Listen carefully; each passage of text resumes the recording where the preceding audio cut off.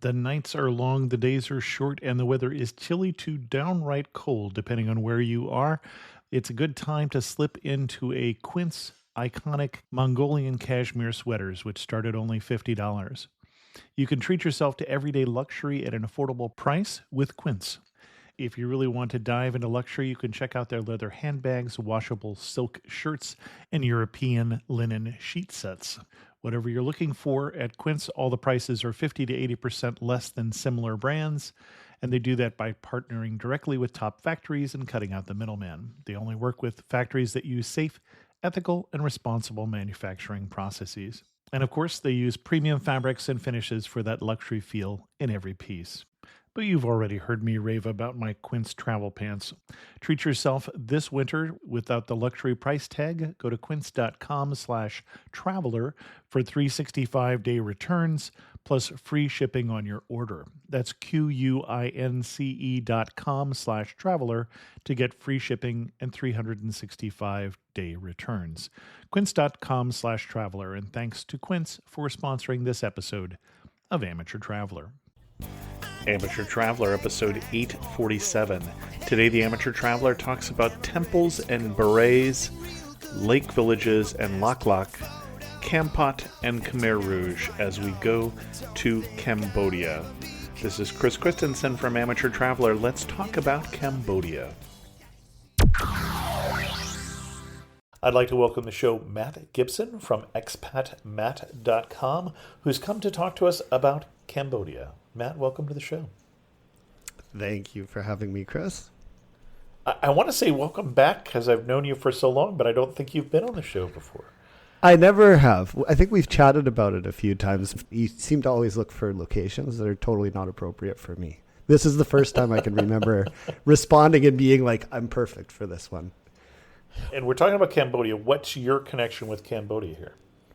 I've been to Cambodia several times. I've been living in Asia for nearly 2 decades. And I've been to Cambodia several times, but most recently I lived there for about 18 months up to and during part of the pandemic. So I spent quite a lot of time there. And you were in Siem Reap? I was in Siem Reap. Siem Reap. Okay. I was going to say, we're going to be checking my pronunciations of all these places here. Yeah, we can check mine too. I'm not sure that I get them all exactly right. Excellent. Why should somebody go to Cambodia? There's clearly the most obvious reason is to go to Angkor Wat and the surrounding temple areas, because that's one of the greatest wonders of the ancient world. It's one of the most amazing ancient temple projects that I've ever seen. And after living there, I learned that exploring it gets better the farther out you go into the places that nobody goes. It's not the same type of temples over and over. I felt like in Central and South America, it was like the same thing over and over. There's a lot of variety. It's really amazing and mystical.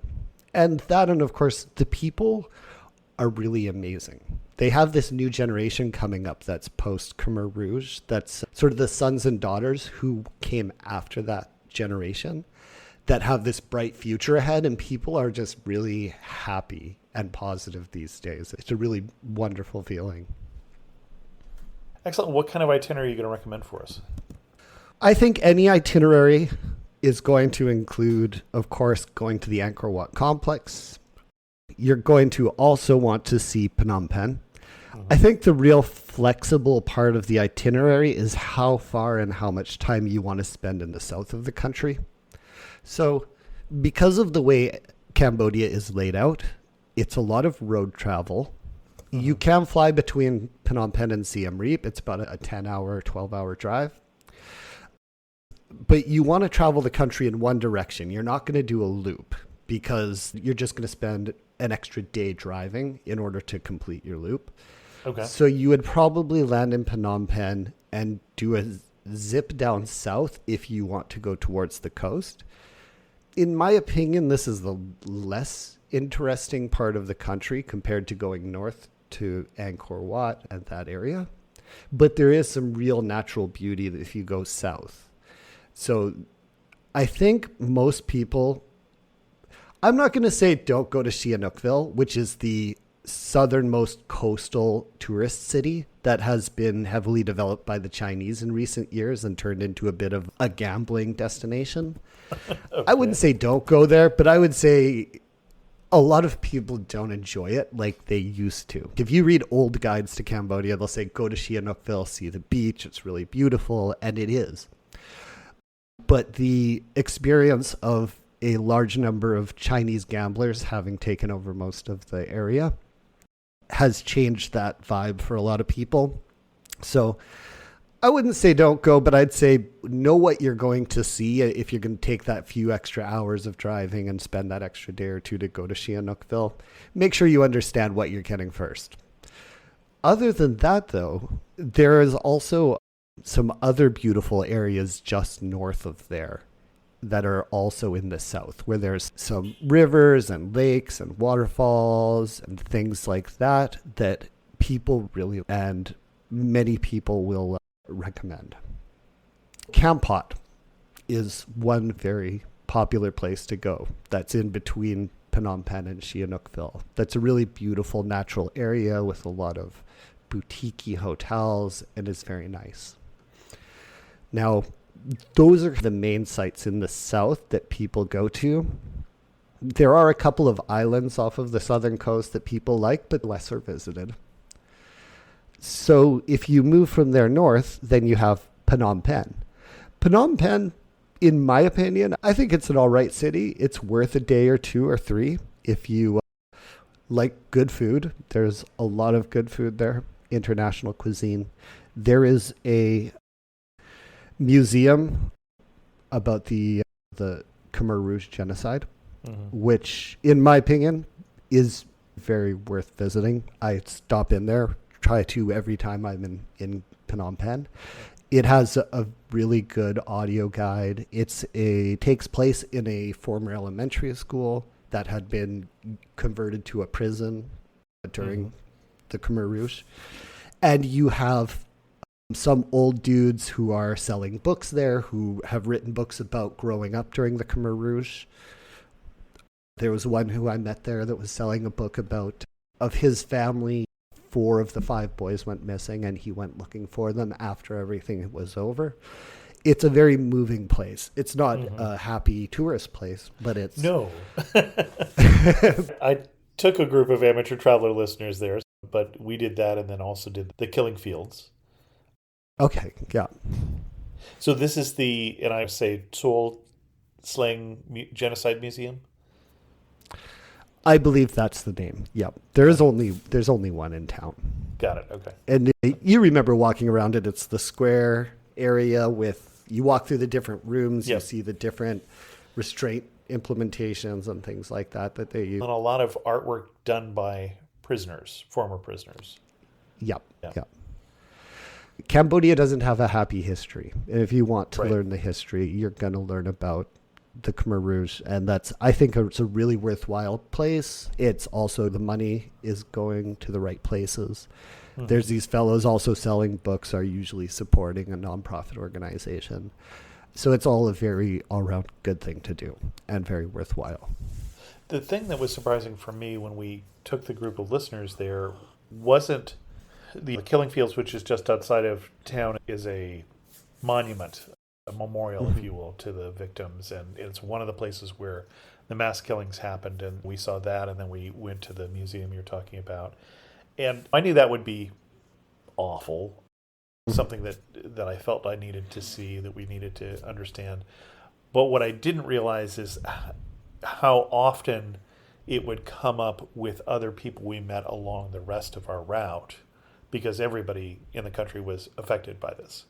And so we'd be going to the palace, and our tour guide was saying he didn't wear glasses for those whole years, because if you wore glasses, you'd be labeled intellectual and killed. And our tour guide, I was the tour guide at the palace, our tour guide who was with us the whole 10 days or so had been orphaned during that time period. And all of those things, everybody had a story.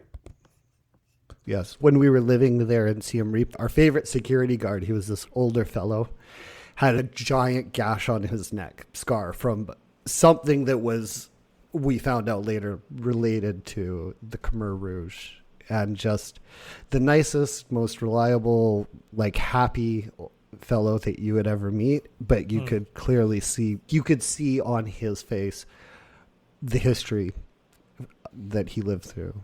And it was always like this reminder of how it wasn't that long ago. And one thing you'll notice too when you visit is that, so the first time I visited was around 2008, and I found the country to have a very sad atmosphere. Like it felt very down, just felt downtrodden. People weren't smiling. It wasn't a super friendly trip. It seemed like a struggle to get by. And I think there was a lot of just this cloud of what had happened still hanging over people. And now, having visited and lived there about 10 years later, what you'll notice is everybody is a young family. It's all young families where everyone's about 25 and younger. They're all getting jobs for the first time. They're all having kids for the first time, and they didn't live through that. And Cambodia's been developing over those 10 years. Life is getting better. So the atmosphere shifted dramatically from being a place that was a little depressing and a little sad to a place that now is like overwhelmingly just positive and very just optimistic about the future and young. You'll just notice everyone's young because that there's a generation gap that was created. But it's so nice and pleasant to see that change, and to just be there is a really pleasant thing now. I really enjoyed it. Cool. We're talking about Phnom Penh. I was struck what a pretty French colonial city it was. Yeah, absolutely. Especially the old part of town by the Royal Palace and that area. It is. The French colonial thing attracts a lot of foodies who open up nice little boutique-y restaurants. Oh, interesting. Yeah, it's got that French influence, right? And so there's a lot of French people opening up French-style restaurants or fusion restaurants. And there's this really nice local scene of craft brewing, of brewing liquors as well, boutique liquors, and also just cool, really clearly people who really care about their food opening small restaurants. So it's a really nice, it's not a fancy gastronomic scene, but it's a really cool one with great food, and it's not that expensive. Now, when you say not that expensive, when I was in Cambodia, dinner was $4. I think that was if you got the mango smoothie. So $4 or $5. If you're going to go out for a Cambodian dinner, if you're not getting a smoothie or a beer, then you're going to pay $2, $2.50, something like that for a normal beef lak lak or something like that. If you're going to go a little bit upper, like nicer. So there was one place in Siem Reap that sort of embodies this dining scene to me. It was called George's Rummery. Unfortunately, it closed during COVID. Okay. But they had a custom rum brewing on the premises. It was owned by a French guy, and it was all... so what's the word for French diaspora food that is associated with New Orleans? Creole? Yes, Creole. It's all Creole food. Okay. But Creole in the true diaspora, like some from Africa. And it was such a nice experience to go. They'd bring you out all of their little mini shots of all of their different types of rum. You would have a gumbo or like some crazy food that you never tried that was delicious. And you'd pay like $12. But you're getting this wonderful experience for what you go to In-N-Out and you spend $12. And this is this wonderful dining experience. So you can find places like that there that are just really people who really care about their food and have a wonderful experience with some unique cuisines and then pay like $15 for the night. Going back to Phnom Penh, we headed up there to Siem Reap there momentarily. But are there other things that you would recommend we do in Phnom Penh? There's the Royal Palace, and this is one thing. Phnom Penh isn't a big tourism city. It's more of it's just a capital city, mostly. Right. There's the Royal Palace. There are some really beautiful parks, and there's the riverside where you can get a hotel by the riverside, and that's pretty nice. But beyond that, my experience in Phnom Penh has mostly been there's a really nice little bar district if you want to go out drinking, which is very close to where all of these cool restaurants are normally situated. Okay. But it's mostly things like that I found.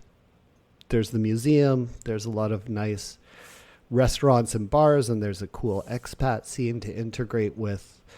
But beyond that, I didn't find a ton of things to do in Phnom Penh that were very touristy. Okay. So there's the bicycle rickshaw, the ride on the river on a boat for the evening, and then it's time to head out. Generally speaking, yeah. You can go and try nice new restaurants for Sure. if that's your thing. If you're a foodie, you can stay there and eat at a different place for lunch and a different place for dinner every day for a week. And you'll have great options that are all very affordable. So if you like that stuff, that's a very worthwhile thing. But if you're into Any particular ones you would recommend, or do they change too fast? Well, everything changed a lot during COVID, so it's hard to know exactly what's going to be up to date. Got it. But in the general sense, now there's a few hotels that bring in world-class chefs along the river, which you're going to recognize the names. They're going to be your Marriotts and your Hiltons and things like that, that will have really nice views and very nice cuisine, but those will be more expensive, $20 or $30 for the day. But then there is an area, I'm just trying to look up the name here. It's near the river, and it's where all of the expats hang out, and it's where all of the bars and a lot of these great restaurants are. I'm thinking you're just north of the palace. Yeah, it's just north of the palace. It's I don't south know what of the the name of the area is, bridge. but I know where you are. Okay.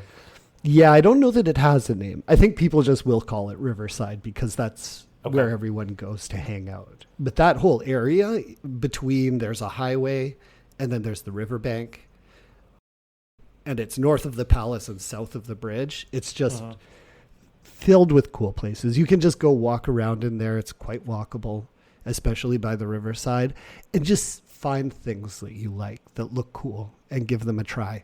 Okay. Excellent. Konnichiwa, I'm Yuki, a tour leader with Explore. Who knew that hidden among Tokyo's towering skyscrapers was a peaceful tea house surrounded by ancient trees and serene ponds? Actually, I knew. It was my mother's secret sanctuary. Not everyone knows about Tokyo's Hamarikyu Gardens. Arigatou gozaimasu. But you will if you explore. Search exploreworldwide.com and don't just travel, explore. Are we ready to move on then? Yes, absolutely. Talking is more time than I generally spend in Phnom Penh. Yes. Mostly I went there for visa issues. It's not a place I would make a point to visit, to be perfectly honest. The main thing, of course, that everyone's going to want to see is Siem Reap. That's the big thing. Okay. Anything you would stop at in between? In between, I wouldn't stop on the way, but there's two different ways to get there. Yep. You can there's three different ways. You can take a bus. You can take a bus/boat down the Tonle Sap Lake, or you could fly. So you've got your three options. The bus ride is going to be between 10 and 12 hours. They have decent buses with seats that recline almost all the way. So that's not a terrible option. I have never done the boat ride. That's a very touristy option where you would just take a bus and then get off the bus and hop onto a boat to take you up the lake. And then, of course, you could fly and save yourself a little bit of time. It would probably only take about an hour to fly.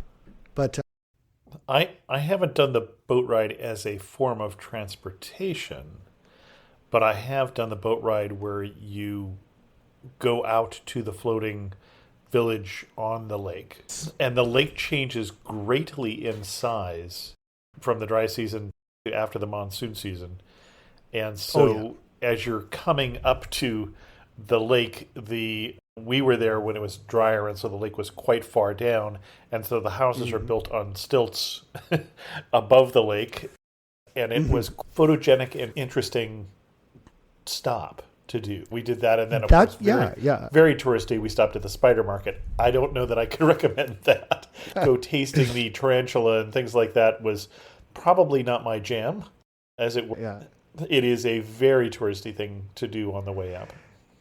That is okay. Yeah. So that trip, when I think of that something you would do after you get to your hotel and settled in Siem Reap. Because it's about an hour out of town, but it's a very accessible thing to do. Like when we did it, I would like to do it in the evening. I would like to go out there. Okay. You go out, catch the boat out, and you have dinner. And they'll serve you some crazy like snake and weird dishes at the restaurant on the lake. And it is a very tourist trap thing. I don't think these are things that people are really eating locally that much. Though alligator's pretty popular there to eat. Okay. And then you'll get kids like paddling around in these tiny little, they'll paddle a bucket around it or the outside of the restaurant. They'll just have a big plastic pail. And they'll paddle up to you in it to beg for money or try to sell you something. All of these little lake kids. I don't know if you saw these kids when you were there. They were there every time I went. I don't recall seeing that as much. No. Yeah. So literally like 8-year-olds in a giant plastic bucket with a stick would be paddling around the tourist boats coming in and out and around the floating restaurant to beg for money or to try and sell you stuff or show you a snake to take a picture or whatever it happened to be their hustle. Yeah, a lot of those kids cruising around out there these days. I think that's a very worthwhile thing, even if it does have that feeling of they're putting on a show for the tourists. Right. But and you're doing these neat things like trying crocodile or whatever, or snake, and it's mostly for the tourists, but it's a really neat thing to do and to see the stilt houses on the lake, because that is really how people live. Right. Yeah. I think that's very worthwhile. And in the area, there's a couple cool things to do like that, where it feels a little touristy and kitschy, but it's still quite neat. There are a couple of villages around where they also do the traditional dancing, or at least pre-COVID there was, where you would go for a tourist meal and it would be a bit of a showy traditional dance thing. And you would feel like, oh, this is just a show they're putting on for us, but still it's neat to see. And it's also employing a lot of local people, which is important. In a place like Siem Reap, one thing I realized while I was there is that the countryside of Cambodia is a farming place. Siem Reap, for them, is a very large city that sprang up only because it was near Angkor Wat. Tourists were coming in, and people could come and get jobs that they couldn't get otherwise to send money back to their families in the countryside. Right. And so anything that's not a big foreign-owned hotel, even those are not terrible. They're employing a lot of people. But anything that's more locally owned and keeping the money in the economy there, I just feel good about going to spend money there, because that countryside around there, when you hear about $2 a day poverty in Africa and such, it's like that around that area of Cambodia as well. And a lot of those people are trying to support a family as a bellboy at a hotel. And they're sending half of that money back to their family in the countryside. So I feel very good about anything where it's locally owned, it's employing a lot of people. Don't mind spending some extra money there. Excellent. So we're up in Siem Reap, and we're there. You said we're going for Angkor Wat, and I think that's what I thought, which is, of course, an oversimplification. Because oh my gosh, yes. Yeah. Because I did not realize the scale of not just a temple complex, but of all the temple complexes in the area. Yes. Literally square miles of temple complexes. And I don't know how many there are. Okay, so it is crazy. Now, before we get out of Siem Reap, I just want to mention one other thing that is really great there, is there's a local circus. Really? And it's this fusion of acrobatics with traditional Khmer storytelling and legends. It's like their Cirque du Soleil. It's the Siem Reap Cirque du Soleil, basically. Got it. And it's all, again, locally owned, locally operated, employs a bunch of people to do stuff they couldn't otherwise. I believe it funds a school also. And a really good show. It's hot. It's super hot. You're going to sit there. You're going to sweat because there's no AC. But it's really good, and it's very worthwhile while you're in Siem Reap. It's just an all-around fantastic show for other things to do while you're in town. But yeah, then the Angkor complex is massive. It spans hundreds of kilometers. So it's something that you could explore, this region of Cambodia. And if you like being outdoors like I do, you can spend almost limitless time exploring this. You can stay for a month and go to a new place every day. And so if you have a week, honestly, you might get temple fatigue of going out every day and looking at temples. But if you hit the right spots, you can go to places that are vastly different and vastly unique and just these amazing landscapes with different styles of temples, and some have waterfalls nearby and things like that, that you could have a fantastic week where every day is like something that's just mind-blowingly different than the day before. No problem. If I asked you to pick your favorite temple complexes in the area or your favorite spots in that region, yes, what would your favorite be? So I did a lot of mountain biking there. So I would cruise on my mountain bike out around the area a ton. And I have my favorite spots, and some of them I don't think I can explain in a way that will help people find them that well. Because it's go down this, you take a right through the gate, take this path. But of course, and I do encourage you, if you can deal with the heat and you're in good, decent shape, doing it by mountain bike is super fun because you can just go down random trails in the forest and you'll find just like half buried statues. You feel very Indiana Jones. You'll just be cruising past a half buried statue or a not very excavated temple that like you'll see the door to just sticking out of the ground, something like that. It's very Indiana Jones feeling, and it's hundreds of kilometers of this stuff that you can go and explore if you really want to. Now, of course, the first thing everyone is going to want to do is go see Angkor Wat at sunrise as the classic thing. Won't tell you not to because it's pretty awesome. It's pretty crowded. It's going to be busy. Right. But it's very nice. Yeah, I'm the same way. It wouldn't necessarily be my favorite moment, but you got to do it. Yeah, you got to do it. You're not going to go to Paris and not see the Eiffel Tower. Yeah. So from there, though, like where to even start with this stuff? Because there's so much. Now, in the main complex, there's a few other big ones to stop at. So Angkor Wat has like a moat around it. That's why you see the beautiful pictures with the reflection in the water. Directly north of there, there's a moat around the walled city. And that's where the bigger temple area is. And it's a large moat. You have to cross a bridge to go in. And if you go directly north from Angkor, you will enter the city. And in the middle is Bayon Temple, which is one that has like all of these faces on it. If you see pictures, you'll recognize it's a really pretty spectacular one as well. Again, will be pretty busy, but it's absolutely something you must see. Probably my favorite.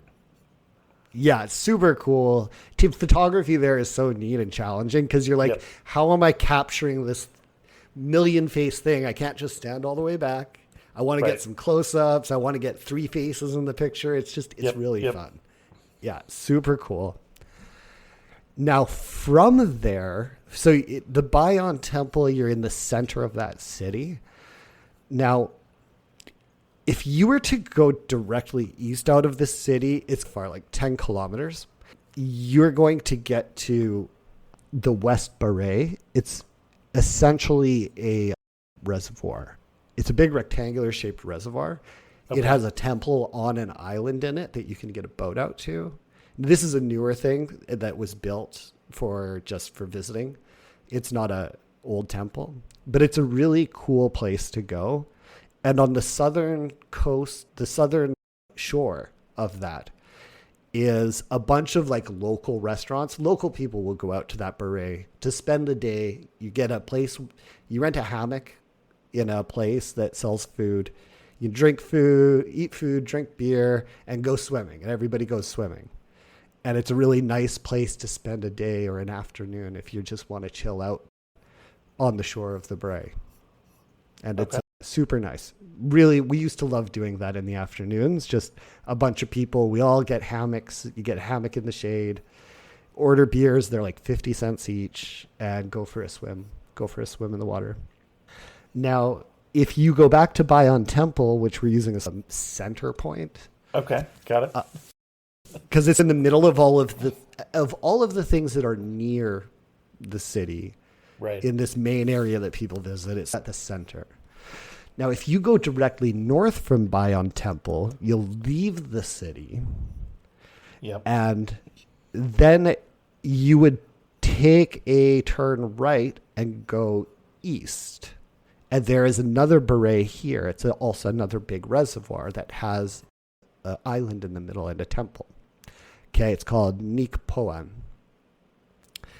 This place blew me away. I didn't see it until I moved there. On my first couple trips, I'd never run into this spot. And I can share with you a picture that maybe you can put on the podcast later, because it's the most creepy and photogenic scene from a horror movie. When you get to this, See, there's a bridge that goes from the north shore directly down into that island, which has this cool, overgrown, like Indiana Jones, Tomb Raider feeling temple. And it has these sculpted pools, clearly built square pools in the middle of the island and stuff. It's just really cool area. But when you walk along this bridge that goes out to the island, on both sides of you, sticking up out of the water, are dead trees that are all turned white now. So it's dead feeling area. It's just this mirror glassy water and just dead trees as far as the eye can see sticking out, just bare tree trunks that have all turned white with time. And it has this very haunted, weird, crazy haunted feeling. It's a really neat, it's hard to explain the atmosphere and the feeling there. And then you go to that island with its overgrown temple ruins and square pools that have been built so long ago. It's a really, really neat, different thing. That really blew me away when I saw it for the first time. It felt like you're really exploring. Put it in context for people. This particular one, for instance, I'm looking up is from the second half of the 12th century. So all of these places are quite old in terms of how long they've been there. And so some of them, that's why some of them are still not uncovered. Some of them have been reclaimed by the jungle and will never be uncovered in our lifetime. So much is not uncovered that it's insane. You can go down. There's always trails off into the jungle. And I really liked just taking my mountain bike down those trails. And you'll find things where you're like, I don't even know if anyone has seen this before. It feels like you're the first person to find it, like some half-buried statue of a lion or something that you're just like, wow. It feels like I'm just finding this like an archaeologist. There's so much of that because it's such a massive complex. And this is why I say you can go out there, you can just spend forever exploring without finding everything or seeing everything. And it's very enchanting to be able to do that. And you mentioned the Tomb Raider temple. And so that is another very popular one. You're going to have crowds that's the Top Rom temple. So I was about to say we can't forget to mention the Tomb Raider temple, of course. One of the things I like that they did at that temple, and I would recommend going to it, it is popular for a reason, is that they left it half covered in the vines. They could have... It's got that giant tree growing over one of the entrances where the roots are coming down both sides. Yeah. It's super cool. A lot of the other temples were like that at one point, and they cleared them, which is interesting also because then you get to see more of how they were intended to be. But this one is a little more of how it was. Now, so from Bayon Temple, Taprom is, from that, going back to the central Bayon Temple, you would go east out of the city, cross the bridge out of the city. Right. You have to cross a second little river, and then turn and go south a little bit to Taprong. That's how you get there. And it's not as busy as you would expect it to be for being the Tomb Raider temple. I've rarely ran into many other people around there. Oh, really? And I didn't know. And maybe I just lucked out. Like, that's totally possible. And there's another little temple that I don't even see it on Google Maps. That's just up the road from Taprong. It's like you'd have to just stop. You'd see it on the side of the road and have to just stop because it's not very big. Nobody stops there. But it's another one that has a tree growing directly out of the top with roots coming down everywhere that nobody ever goes to, though, because it's smaller. Sure. But it was always one of my favorite places to go take pictures because it had all the roots and the vines and a really neat feel to it. Gosh, and then where to go from there? Those are the main sites that people like to see. Right. In this area. Now, the one that I've never heard anyone else talk about is that Nikpoan one. And the one that's in the middle of the Beret, in the middle of that reservoir with all the dead trees. And along the north shore, the road goes along the north shore of that reservoir. There's several little side detours to other little temple complexes that I liked. And this whole area doesn't seem to get a ton of traffic, from what I could tell. So it's a nice place to go explore and see some things that other people aren't seeing. And this is an area that has a lot of those cool little side trails where you could go and find some temples that nobody else is going to. But then from there, at least from what I know, I haven't explored the complex to the degree where I could say that I know everything in it or where you should go. But those are the places that I know very well. So there are other places people like. There's East Barai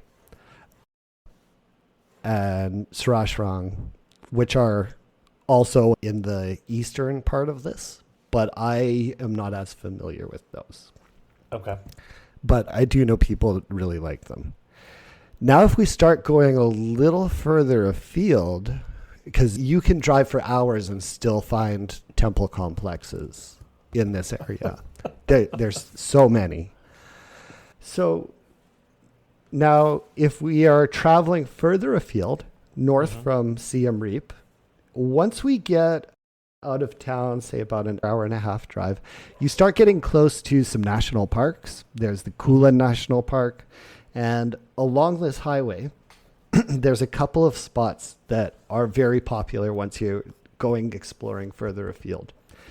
The first one's called Bantier Shre. It's another just beautiful complex of temples that I think is from a bit of a different era than a lot of the ones you've seen before. I think this is a 10th century one. Yes, it's an older one. It's a very well-maintained one that has a really nice visitor center. Again, it's got the square moat around it, which is a very traditional Khmer style of architecture. Right. And it's a very, very visually beautiful and striking temple. It's a really nice one, and it's well worth the drive out there. And I noticed that when we started talking about this as we were getting ready to record this, my first reaction was, oh, I didn't get to this. And then I took one of my photos that I didn't know where it was and looked it up on Google Image Search, and that's where it was. Oh, yeah. This is one that you're going to still get recommended as a second or a third day in town thing. Exactly. They'll be like, you've seen the main complex, you should check out Bantier Shre. And it is worth it. This temple, you're going to walk around it for an hour and a half, though, and then you're going to be like, time to go. But we've already driven an hour or an hour and a half to get out here. So I would do this area as a 1-day trip or a 2-day trip to go and explore this sort of north of town area, because there's a ton to see, but it's an uncomfortable enough drive that you don't want to repeat it over and over.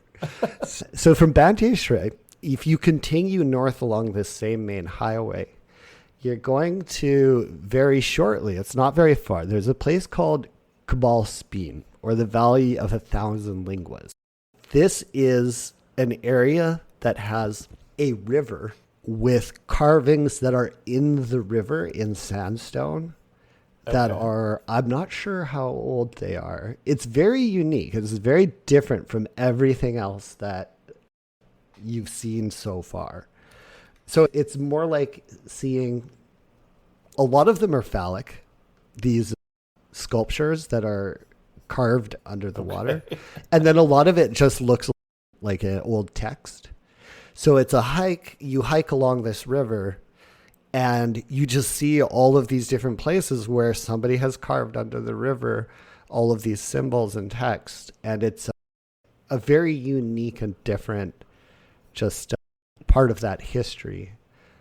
Now, I think these are from the 11th century. How sandstone keeps sculptures under running water for that long, I'm not sure how that actually worked, but they've been there for almost 1,000 years. And so it's very worthwhile. There's also a really cool temple on top of a hill there. It's not an old one. It's a new one that people actually go to worship with a giant bell inside. It's a very neat spot too, to stop there. And then from there, if you're going to continue, because again, this is a stop for an hour or 2 hours, but it's not going to be your whole day. The hike will take you an hour. So you can continue from there. You can backtrack a little bit and then travel east to the Kulen waterfall.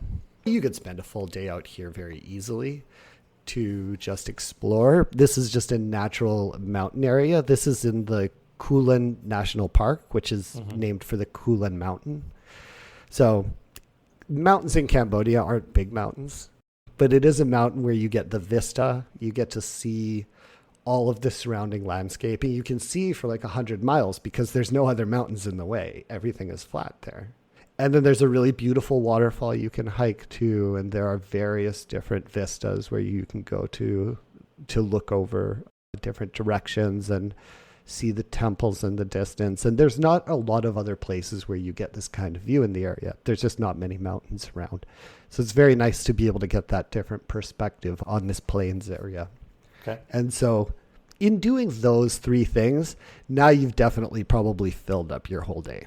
You're probably done for the day and exhausted and either ready to drive back or get a room for the night and go off to explore even more in this northern area. Because now, even if you just look on Google Maps, you're going to see temples or wats all over the place still that you can go to check out. There's a wildlife sanctuary that's near there as well, which is really cool.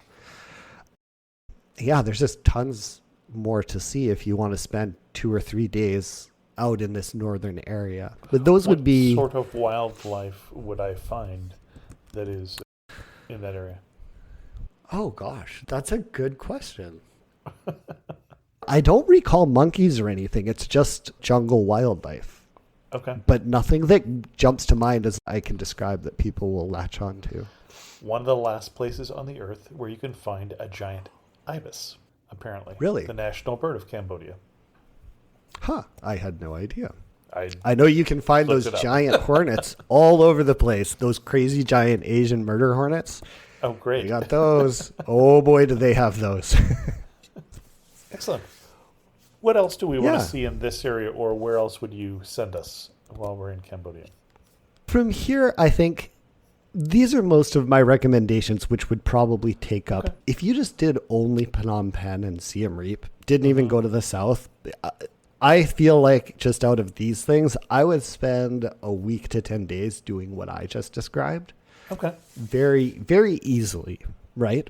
Now, if you are adding in a quick jaunt down south to say Kampot, which is again a really popular spot to go visit, you've just taken up 3 days of your trip minimum, because it'll take a day of driving to get to Kampot. And then you would spend at least a day in Kampot. And then you would take a day to get back to Phnom Penh before you moved on to Siem Reap. This is the challenge of Cambodia, right? Everything is a one-way trip out of Phnom Penh, and then you have to come back, and it's far. And we'd be going to Kampot for the beach, or why? What would we go down there to do? Yeah, Kampot is a beach and a river. It's a place where people, I think, mostly hang out by the river, but also there's some beach areas nearby. It's just a very nice natural area that people like to go to. But the difficulty in Cambodia is managing your time by these round trips to go places and come back from them, because for Kampot, the only way to get there is to drive. And it's a long drive. So you're going to spend most of your day on the road. Now, with at least you've got a little bit few options to get from Phnom Penh to Siem Reap, but no matter how you do it, you're still going to spend about a day traveling. Even if you fly, you're showing up before your flight, taking the flight, getting off, getting into town, and getting to your hotel, and you're going to have a day spent moving. I think that my preference would be a couple days in Phnom Penh. Mm-hmm. And if I'm stretched for time and I don't have a lot of it, I'm not going to try and squeeze in a trip to the south, because I feel like you're not getting your highlights there and you're not going to make the most of your time. I would spend the vast majority of my trip around Siem Reap and spend 2 to 3 days checking out Siem Reap. Look, the town of Siem Reap is also really cool, with great food and great restaurants and a very vibrant local art scene itself. It's a very nice place to spend your evenings. And then during the day, I would spend at least 2-3 days doing the main Angkor complex. And then I would save some time to get further afield, get way out there into the countryside, drive for a couple of days to these places that are further afield. That's where you're going to feel like you're really seeing also Cambodia. You're going to be away from, as much as Siem Reap is still real Cambodia, you're going to get to see how 90% of the people live. They're real villages. You're just going to drive through them. It's perfectly safe. There's nothing sketchy about going out into these areas. It's 100% safe. And you're going to see just areas that are so mind-blowingly different than home or anywhere that's more tourist friendly. Right. You'll be able to book online, but you'll start staying in guest houses that are just some big old Cambodian house, because that's all that's out there. And you'll go to these temple complexes, and you can find them very easily on Google Maps, that are just, you feel like you're the only person to ever go visit them. And I'd spend a couple days trying to do that, because I feel like that gives you the really exciting feel of, I really explored this place. And you've got the national park up there too, with the waterfalls in it. That's really beautiful. I think that's all very worthwhile. You talked about getting out on the countryside. The last episode we did years back on Cambodia was when I took a group of listeners to Phnom Penh, Siem Reap, and we also went to Battambang and rode the bamboo train, which is what people do in Battambang. That's all that's there. And great video for that on the website if you're interested. But we went in overland. We went from Ho Chi Minh City to Phnom Penh, and then we exited from Battambang to Bangkok. And it's fascinating that you'll obviously have to stop at the borders, present your passports and those things. You won't have any questions where you cross the border. But even if they took those out, you could tell when you had left one country and entered another country. You know, when you went from Vietnam to Cambodia, there was more trash. I would say that was the bad news. There was also more, the rural farms, we saw more motorized buffalo. What do you call it? The motorized buffalo. Yeah. I know the buffalo. Like, they have buffalo in everyone's backyard and just wandering around in the countryside of Cambodia. These were but the I don't know. two-wheel tractors. When it was motorized, and so it was starting to be automated, but you'd use it for everything out there. If you didn't have the water buffalo. Yes. Yeah, okay. It's the only place I've seen those are something everywhere. like it. But it's a hand-pushed tractor. But it does have two wheels and an engine and a two-stroke engine or something like that. And then you'd go into Thailand, and suddenly it would be highways and trucks. Just very different and much more developed. So fascinating going overland, and just even with those three countries, seeing the difference between the different countries. Huge difference. Like, you go from paved 4-lane highways and coming up to the border of Thailand, and then you're on it's a decent highway coming into Cambodia, but half of everything, once you get off of the main highway across the country, they're either incredibly potholed, uneven roads or just dirt roads. If you like to dirt bike, It's the most appropriate form of transportation there. Rent a dirt bike and go have a blast and cruise around. But the roads are so bad that a normal car, even in the city, you don't want a normal car. They're so bad, but every kilometer they tell you that government brought you this road. There was literally a sign like every kilometer, and I'm thinking, I don't know if I'd brag about this.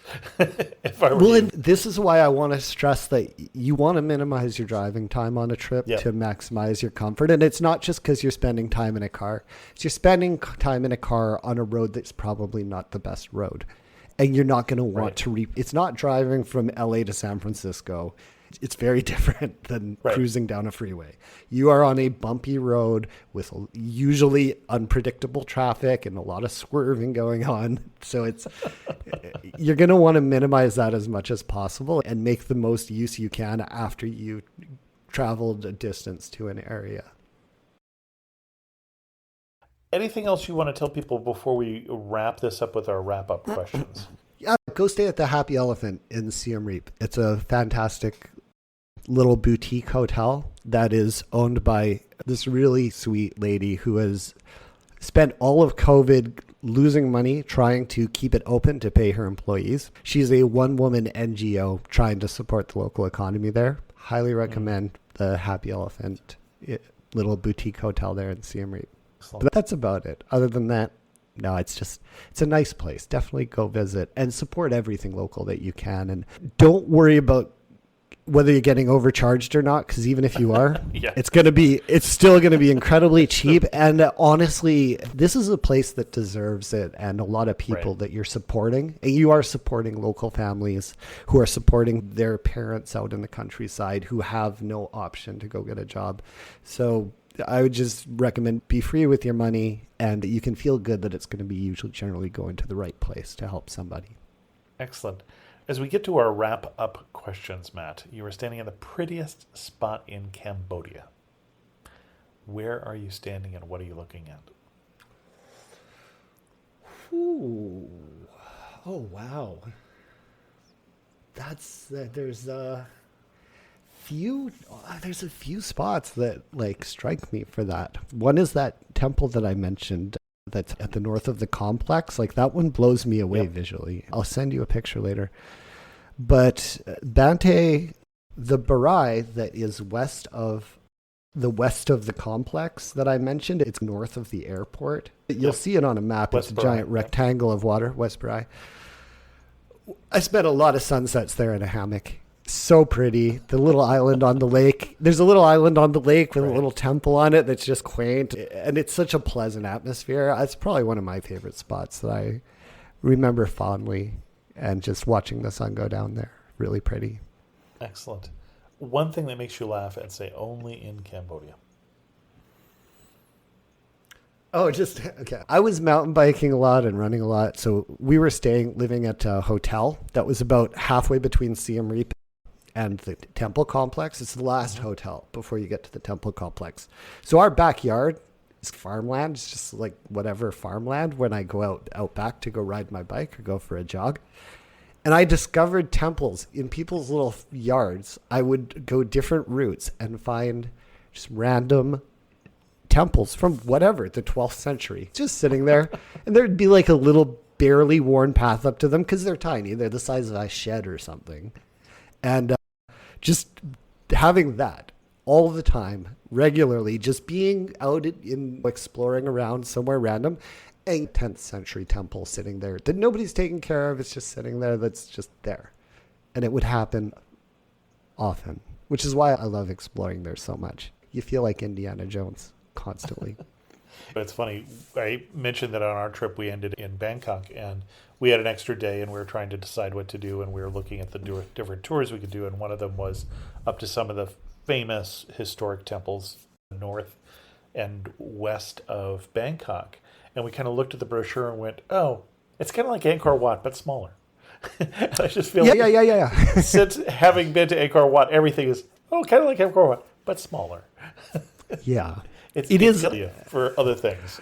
What's going to change it? Yeah, even after I lived in Guatemala and went to all of the Mayan temples there and stuff. And this difference in scale. If you've been to the Right. temples in Mexico or in Guatemala and stuff, they're impressed. They are impressive. And the scale of Angkor Wat just dwarfs them. It's humbling. And it'll spoil you for everything except the pyramids or something like that. Because the scale and the intricacy are just... Teotihuacan would be the one exception for me in Mexico, because the size of the pyramid, but half the height or whatever. But yeah, everything else is small. It is, and it is a bucket list thing. If you have come to Asia, it's one of the things I will always say. You gotta go see it. You're never gonna get a chance to see something like this again, probably. Yeah. And I'm going to say you should always get the mango smoothie when offered. What's one thing you would always order in Cambodia? You are correct. But that's all over Asia. Get the mango smoothie every time.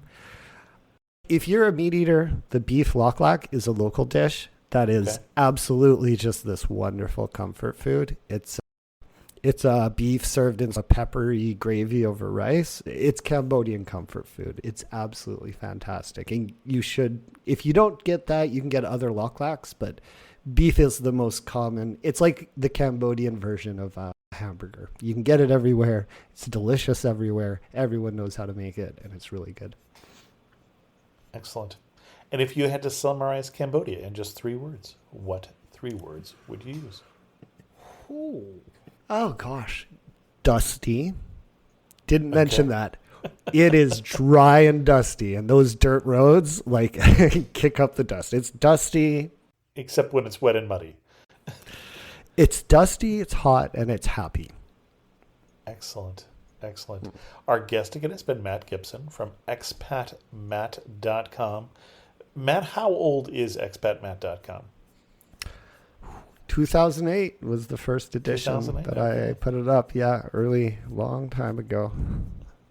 And if we wanted to send people to your best post on Cambodia, where are we going to send them?